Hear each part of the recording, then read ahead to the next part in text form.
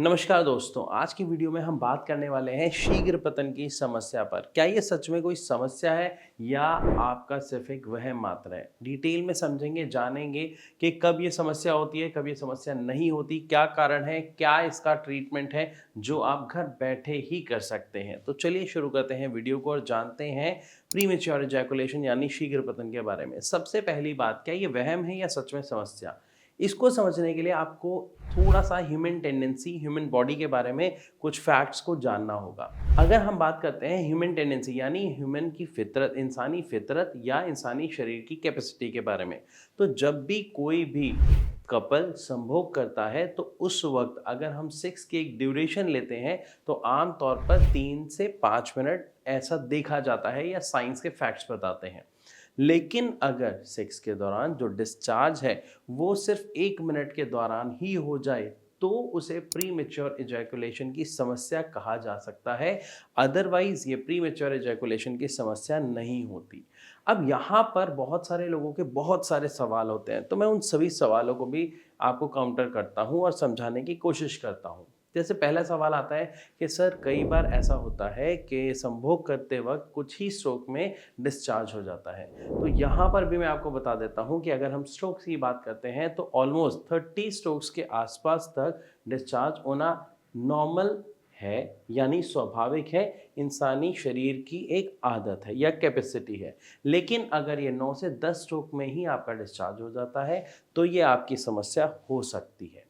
इसके अलावा भी बहुत सारे ऐसे कारण होते हैं जिसकी वजह से एक व्यक्ति को ये वहम हो सकता है कि उसे प्री मेच्योर इजैकुलेशन यानी शीघ्र पतन की समस्या है। वो कौन कौन से कारण हैं मैं आपको बताता हूँ। सबसे पहला कारण, कई बार ऐसा होता है कि जो पुरुष हैं उनका मन करता है संभोग करने का, लेकिन जो स्त्री है वो कंफर्टेबल नहीं होती या मन नहीं होता। लेकिन अगर फिर भी पुरुष ज़बरदस्ती करते हैं तो उस अवस्था में एक समस्या आती है कि शुरुआती दौर में जो महिला है उसका मन नहीं करता है, लेकिन संभोग के दौरान उनका मन कर जाता है और तब तक एक पुरुष का डिस्चार्ज हो जाता है। जहाँ पर पुरुष को ये भावना आना स्वाभाविक है कि उनका डिस्चार्ज जल्दी हो गया है और जो उनकी फीमेल पार्टनर है वो सेटिस्फाई नहीं हो पाई हैं।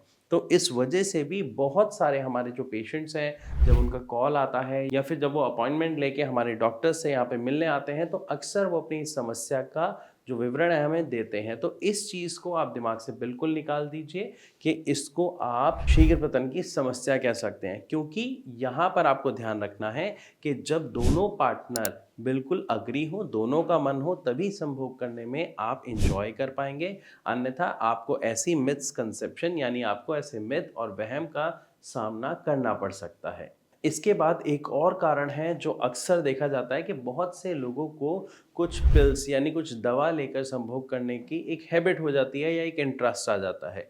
अब इससे समस्या क्या होती है, आप खुद सोचिए, हमें जब बुखार होता है हम नॉर्मल दवाई लेते थे, अब सारी दवाइयों की डोज बढ़ जाती है क्योंकि वो वाली डोज हमारे शरीर पर काम नहीं करती है। तो जो व्यक्ति किसी भी तरीके की दवाई या ड्रग का प्रयोग करके संभोग करते हैं तो उनकी बॉडी उस दवाई को अडेप्ट करना शुरू कर लेती है और थोड़े टाइम बाद उनको उस डोज को बढ़ाना पड़ता है। यानी जो दवा है, मान लेते हैं आप एक गोली ले रहे हैं तो समय के साथ साथ आपको उसका एमजी बढ़ाना पड़ता है या 1.5 से 2 गोली का सेवन करना पड़ता है।